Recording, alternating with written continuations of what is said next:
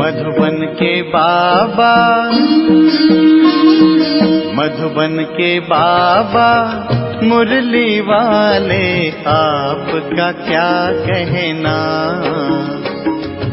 आपका क्या कहना। ओम शांति। आज 6 अक्टूबर 2021 के साकार मधुर महावाक्य हैं। आज मीठे मीठे बाबा दादा बोले, मीठे बच्चे, इस पुरानी दुनिया से बेहद के वैरागी बनो, क्योंकि बाप तुम्हारे लिए नया स्वर्ग रूपी घर बना रहे हैं। बाप दादा ने कहा, मीठे बच्चे, इस पुरानी दुनिया से बेहद के वैरागी बनो, क्योंकि बाप तुम्हारे लिए स्वर्ग रूपी घर बना रहे हैं।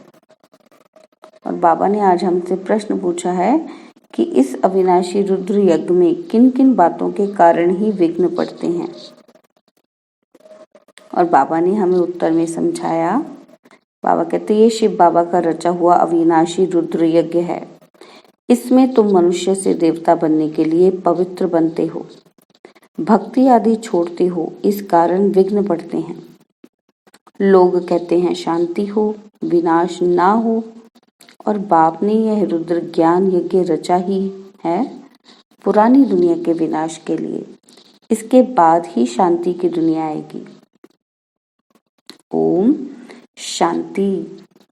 ओम शांति का अर्थ बाप ने बच्चों को समझाया है। अहम आत्मा का स्वधर्म है शांत। शांति धाम में जाने के लिए कोई पुरुषार्थ नहीं करना पड़ता है। आत्मा स्वयं शांत स्वरूप शांति धाम में रहने वाली है। यहाँ थोड़े समय के लिए शांत रह सकते हैं। आत्मा कहती है, मेरी कर्मेंद्रियों का बाजा थक गया है, मैं अपने स्वधर्म में टिक जाता हूँ, शरीर से अलग हो जाता हूँ, परंतु कर्म तो करना ही है, शांति में कहाँ तक बैठे रहेंगे। आत्मा कहती है, मैं शांति देश की रहवासी हूँ, सिर्फ यहाँ शरीर में आने से मैं टॉकी बना हूँ।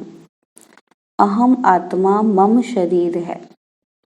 आत्मा ही पतित और पावन बनती है। आत्मा पतित बनती है तो शरीर भी पतित बनता है, क्योंकि सत्युग में 5 तत्व भी सतो प्रधान होते हैं और यहाँ 5 तत्व तमो प्रधान हैं। सोने में खाद पड़ने से सोना पतित बन जाता है, फिर उनको साफ करने के लिए आग में डाला जाता है। उनको योग अग्नि नहीं कहा जाता। योग अग्नि भी है जिससे पाप जलते हैं। आत्मा को पतित से पावन बनाने वाला परमात्मा है। नाम ही एक का है। बुलाते हैं, हे पतित पावन आओ। ड्रामा प्लान अनुसार सबको पतित तमो प्रधान बनना ही है। यह झाड़ है ना, उस झाड़ का बीज नीचे रहता है, इनका बीज ऊपर में है। बाप को जब बुलाते हैं तो बुद्धि ऊपर चली जाती है। जिससे तुम वर्षा ले रहे हो वह अब नीचे आया हुआ है। कहते हैं मुझे आना पड़ता है। मेरा जो यह मनुष्य सृष्टि का झाड़ है, यह अनेक वैरायटी धर्मों का है। अब वह तमो प्रधान पतित जड़ जड़ी भूत अवस्था को पाया हुआ है। बाप बैठ बच्चों को समझाते हैं कि सतयुग में पहले पहले होते हैं देवी देवताएं और अब कलयुग में है असुर। बाकी असुर और देवताओं की लड़ाई लगी नहीं। तुम इन 5 असुरी विकारों पर योग बल से जीत पाते हो। बाकी कोई हिंसक लड़ाई की बात ही नहीं है। तुम कोई भी प्रकार की हिंसा नहीं करते हो। बाबा कहते तुम किसी को हाथ भी नहीं लगाएंगे। तुम डबल अहिंसक हो। काम कटारी चलाना ये तो सबसे बड़ा पाप है। बाप कहते हैं ये काम कटारी आदि मध्य अंत दुख देती है। विकार में नहीं जाना है। देवताओं के आगे महिमा गाते हैं कि आप सर्वगुण संपन्न संपूर्ण निर्विकारी। आत्मा इन ऑर्गन्स द्वारा जानती है। कहते हैं कि हम पतित बन गए हैं तो जरूर कभी पावन थे कि जो कहते हो कि हम पतित बने हैं, है ना। तो बाबा कहते इसका मतलब कि हम पवित्र थे, पावन थे, तभी तो पतित बने हैं ना। बुलाते भी हैं कि हे पतित पावन आओ। बाबा कहते जब पावन है तब कोई बुलाते ही नहीं, उनको स्वर्ग कहा जाता है। यहाँ तो साधु संत आदि कितनी धुन लगाते हैं, पतित पावन सीताराम जहां भी जाओ गाते रहते हैं। बाप समझाते हैं, क्या समझाते हैं कि सारी दुनिया पतित है, रावण राज्य है ना, रावण को जलाते हैं, परंतु उनका राज्य कब से हुआ किसी को पता ही नहीं है।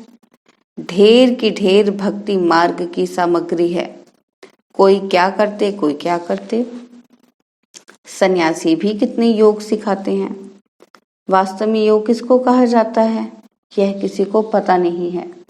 यह भी किसी का दोष नहीं है, यह ड्रामा बना बनाया है। जब तक मैं ना आऊं इन्हों को अपना पार्ट बजाना है। ज्ञान और भक्ति, ज्ञान है दिन सतयुग त्रेता और भक्ति है रात द्वापर कलयुग। फिर है वैराग्य, पुरानी दुनिया से वैराग्य। बाबा कहते ये है बेहद का वैराग्य और उन्हों का है हद का वैराग्य।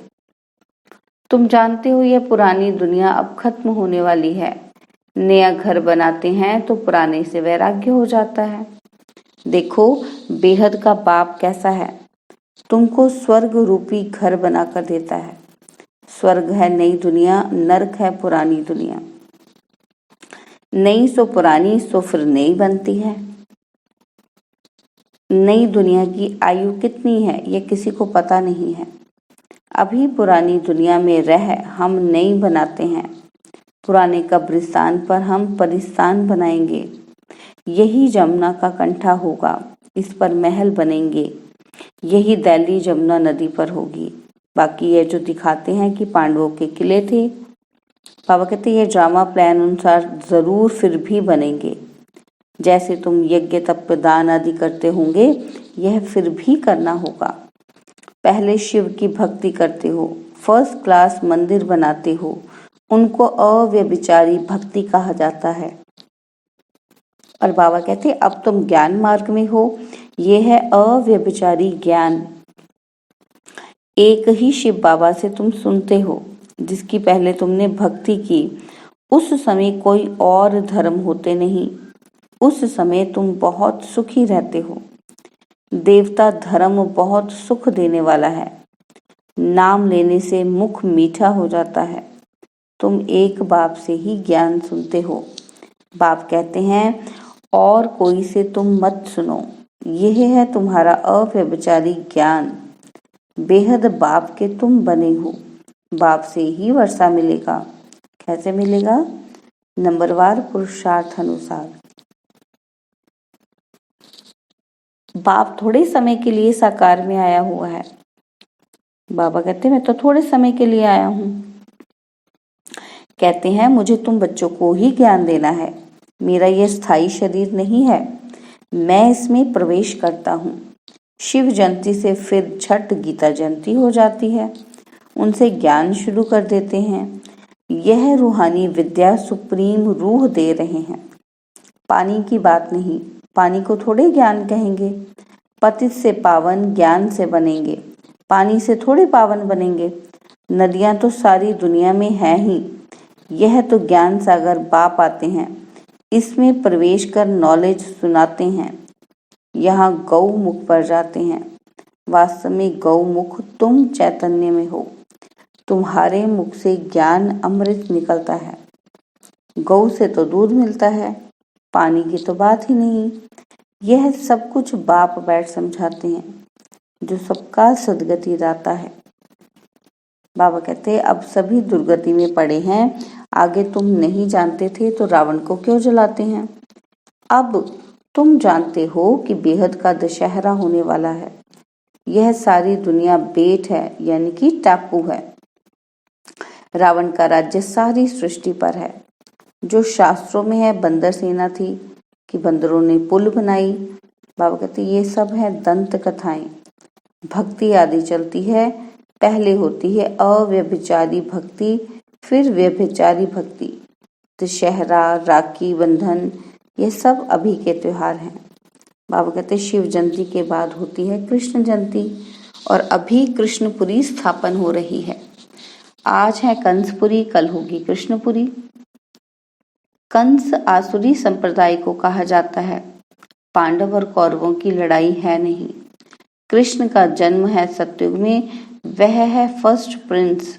स्कूल में पढ़ने जाता है और जब बड़ा होता है तो राजगद्दी पर बैठता है। महिमा सारी शिव बाबा की है, जो पतितों को पावन बनाने वाला है। बाकी यह रास लीला आदि यह तो आपस में खुशी मनाते होंगे। बाकी कृष्ण किसी को ज्ञान सुनाए, ये कैसे हो सकता है? बाबा कहते कृष्ण ने तो ज्ञान सुनाया ही नहीं। बाबा कहते हैं किसी को मना नहीं करना कि भक्ति नहीं करो, आप पे ही छूट जाती है। भक्ति छोड़ते हैं, विकार छोड़ते हैं, इसी पर ही तो हंगामा होता है। बाबा ने कहा कि मैं रुद्र यज्ञ रचता हूँ, इसमें आसुरी संप्रदाय के विघ्न पड़ते हैं। यह है शिव बाबा का बेहद का यज्ञ, जिससे मनुष्य से देवता बनते हैं। गाया हुआ है, ज्ञान यज्ञ से विनाश ज्वाला प्रकट हुई। जब पूरी दुनिया का विनाश हो तब तुम नई दुनिया में राज्य करेंगे। लोग कहते हैं, क्या कहते हैं कि हम कहते हैं शांति हो, और यह बीके कहते हैं विनाश हो। ज्ञान ना समझने के कारण ऐसा बोलते हैं। बाप समझाते हैं कि ये सारी पुरानी दुनिया इस ज्ञान यज्ञ में स्वाहा हो जाएगी। पुरानी दुनिया को आग लगने वाली है, नेचुरल कैलेमिटीज आएंगी, सरसों मुआफिक सब पीस कर खत्म हो जाएंगे। बाकी कुछ आत्माएं बच जाएंगी। आत्मा तो अविनाशी है। अब बेहद की होलिका होनी है, जिसमें शरीर सब खत्म हो जाएंगे। बाकी आत्मा पवित्र बनकर चली जाएगी। आग में चीज शुद्ध होती है, हवन करते हैं शुद्धता के लिए। वह सब है जिस्मानी बातें, और अब सारी दुनिया स्वाहा होने वाली है। विनाश के पहले जरूर स्थापना होनी चाहिए। किसको समझाओ कि पहले स्थापना फिर विनाश। ब्रह्मा द्वारा स्थापना, प्रजापिता मशहूर है, आदि देव आदि देवी, जगदम्बा के लाखों मंदिर हैं, कितने मेले लगते हैं। तुम हो जगदम्बा के बच्चे, ज्ञान ज्ञानेश्वरी, फिर बनेंगी राज राजेश्वरी। तुम बहुत धनवान बनते हो, फिर भक्ति मार्ग में लक्ष्मी से दीपमाला पर विनाशी धन मांगते हैं। बाबा कहते हैं यहाँ तुमको सब कुछ मिल जाता है, आयुष्मान भव, पुत्रवान भव। यहाँ बाबा कहते हैं, और वहाँ 150 वर्ष आयु रहती है। यहाँ तुम जितना योग लगाएंगे उतनी आयु बढ़ती जाएगी। तुम ईश्वर से योग लगाकर योगेश्वर बनते हो। क्या बनते हैं? योगेश्वर। बाप कहते हैं कि मैं धोबी हूँ, सब मूत पलीती आत्माओं को साफ करता हूँ, फिर शरीर भी शुद्ध मिलेगा। मैं सेकंड में दुनिया के कपड़े साफ कर लेता हूँ। सिर्फ मन मना भव होने से आत्मा और शरीर पवित्र बन जाएंगे। बाबा कहते कि सिर्फ मन मना भव होने से बन जाओगे आप पवित्र। छूमंतर हुआ ना, छूमंतर ही हो गया ना एकदम से। सेकंड में जीवन मुक्ति, कितना सहज उपाय है। चलते फिरते सिर्फ बाप को याद करो, और कोई जरा भी तकलीफ नहीं देता हूँ। बाबा कहते अब तुम्हारी एक सेकंड में चढ़ती कला होती है। बाप कहते हैं मैं तुम बच्चों का सर्वेंट बनकर आया हूँ, तुमने बुलाया है। क्या कहा है? हे पतित पावन, आकर हमको पावन बनाओ। तो सर्वेंट हुआ ना। जब तुम बहुत पतित बनते हो तो जोर से चिल्लाते हो। अब मैं आया हूँ, मैं कल्प कल्प आकर बच्चों को मंत्र देता हूँ। क्या मंत्र देता हूँ? कि मुझे याद करो। मन मना भव का अर्थ भी यह है, फिर विष्णुपुरी का मालिक बनेंगे। बाबा कहते तुम आए हो विष्णुपुरी का राज्य लेने। रावणपुरी के बाद है विष्णुपुरी, और कंसपुरी के बाद कृष्णपुरी। कितना सहज समझाया जाता है। बाप कहते हैं इस पुरानी दुनिया से सिर्फ ममत्व मिटा दो। अब हमने 84 जन्म पूरे किए हैं। यह पुराना चोला छोड़ हम जाएंगे नई दुनिया में। याद से ही तुम्हारे पाप कट जाएंगे, इतनी हिम्मत करनी चाहिए। अच्छा, मीठे मीठे सिकिलदे बच्चों प्रति माता पिता बाप दादा का याद प्यार और गुड मॉर्निंग। रूहानी बाप की रूहानी बच्चों को नमस्ते। हम रूहानी बच्चों की रूहानी बाप दादाजी को दिलवा जान सिखवा प्रेम से नमस्ते। ओम शांति। प्यारे बाबा, मीठे बाबा, मेरे बाबा, शुक्रिया बाबा, शुक्रिया बाबा, शुक्रिया बाबा। धारणा के लिए मुख्य सार है। पहला पॉइंट है कि मुख से सदैव ज्ञान अमृत निकालना है। ज्ञान से ही सबकी सदगति करनी है। एक बाप से ही ज्ञान सुनना है, दूसरों से नहीं। और दूसरा पॉइंट है, बाबा कहते हैं चढ़ती कला में जाने के लिए चलते फिरते बाप को याद करने का अभ्यास करना है। इस पुरानी दुनिया पुराने चोले से ममत्व मिटा देना है। और बाबा ने हमें वरदान दिया कि एक ही रास्ता और एक से रिश्ता रखने वाले संपूर्ण फरिश्ता भव। एक ही रास्ता और एक से रिश्ता रखने वाले संपूर्ण फरिश्ता भव। निराकार व साकार रूप से बुद्धि का संग व रिश्ता एक बाप से पक्का हो तो फरिश्ता बन जाएंगे। जिनके सर्व संबंध व सर्व रिश्ते एक के साथ है वही सदा फरिश्ते हैं। जैसे गवर्नमेंट रास्ते में बोर्ड लगा देती है कि यहाँ रास्ता ब्लॉक है, ऐसे सब रास्ते ब्लॉक कर दो तो बुद्धि का भटकना छूट जाएगा। बाप दादा का यही फरमान है कि पहले सब रास्ते बंद करो, इससे सहज फरिश्ता बन जाएंगे। और स्लोगन है सदा सेवा के उमंग उत्साह में रहना, यही माया से सेफ्टी का साधन है। और आज हम माता ईश्वरी जी के भी अनमोल महावाक्य सुनेंगे। देखो वो हमें क्लैरिटी दे रही हैं आज। निरंतर ईश्वरीय याद की बैठक। तो क्या कह रही हैं जगदम्बा कि अब जब परमात्मा की याद में बैठते हो तो बैठने का मतलब क्या है? क्या है मतलब? कि हमें सिर्फ परमात्मा की याद में बैठना नहीं है, परंतु अपनी ईश्वरीय याद तो नित्य चलते फिरते हर समय करनी है। और याद भी उस वस्तु की रहती है जिसका परिचय हो, जिसके बारे में पता हो ना, हमें उसी की याद रहेगी ना। उसका नाम रूप क्या है? अगर हम कहें ईश्वर नाम रूप से न्यारा है तो फिर किस रूप में याद करेंगे? अगर उसका कोई नाम ही नहीं, रूप ही नहीं, तो कैसे याद करेंगे? और अगर कहें कि ईश्वर सर्वव्यापी है तो उनकी व्यापकता तो सर्वत्र हो गई, वो तो सब जगह परमात्मा ही हो गया, फिर किसको याद करें? अगर याद शब्द है तो अवश्य याद का रूप भी होगा। क्या होगा? याद का रूप भी होगा। याद का मतलब है एक याद करने वाला और दूसरा जिसको याद करते हो तो जरूर याद करने वाला उससे भी भिन्न है। तो फिर ईश्वर सर्वव्यापी नहीं ठहरा। अगर उसको याद करने हैं तो फिर वो सर्वव्यापी नहीं हुआ ना। कितना सुंदर क्लैरिटी दी है।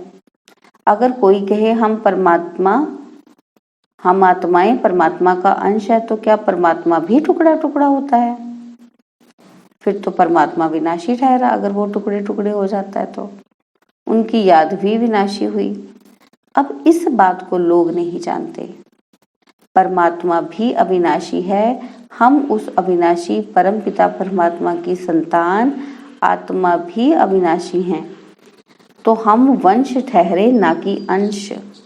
देखो कितनी सुंदर क्लैरिटी दी है माता जी ने कि हम परमात्मा के वंश हैं, वंशज हैं, अंश नहीं हैं। तो अब यह चाहिए नॉलेज जो परमात्मा स्वयं आकर हम बच्चों को देते हैं। परमात्मा के हम बच्चों के प्रति महावाक्य हैं। क्या हैं? कि बच्चे, मैं जो हूँ, जैसा हूँ, उस रूप को याद करने से तुम मुझे अवश्य प्राप्त करोगे। अगर मैं दुख सुख से न्यारा पिता सर्वव्यापी होता तो फिर खेल में सुख दुख नहीं होता। तो मैं सर्वव्यापी नहीं हूँ, मैं भी आत्मा सदृश आत्मा हूँ, लेकिन सर्व आत्माओं से मेरे गुण परम हैं, इसलिए मुझे परम अर्थात परमात्मा कहते हैं। अच्छा, ओम शांति।